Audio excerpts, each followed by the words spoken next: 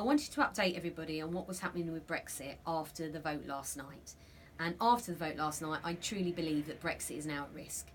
Yesterday, I supported the deal.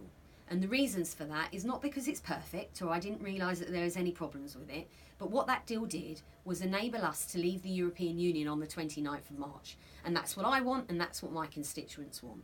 But it's become increasingly clear over recent weeks that there looks like there is a majority in the House of Commons of MPs who would like to keep us in the European Union, or at least have a much closer relationship with the European Union than the deal that was on the table for us to vote for yesterday. That's being backed up by the opposition with the Labour Party and the SNP, who have been very clear that actually they want to stay in a single market and a customs union, which in my view does not mean leaving the European Union. Now, the other thing I've got to point out is that actually there is no majority in the House of Commons for a no deal.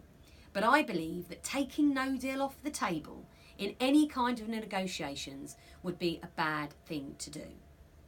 Today we've been given an opportunity for a free vote, but it's not just a simple question or whether we want no deal on the 29th of March or not. Actually, it talks around whether or not we want to go back to Europe.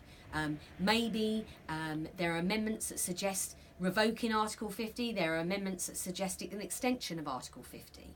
So it's not a clear choice. But what I can guarantee you is that I will not be making any votes today that take no deal off the table. We need to be ready, if necessary, to leave the European Union on the 29th of March without a deal. And to take that off the table would, in my view, be the wrong thing to do. But also, I'm not in favour of extending Article 50 unless there is a proper reason to do so. Therefore, I'll be listening and waiting to see what amendments will be debated today before I make my final decision. But what I will do is I will keep people updated on what's happening up here and where I'm going to vote.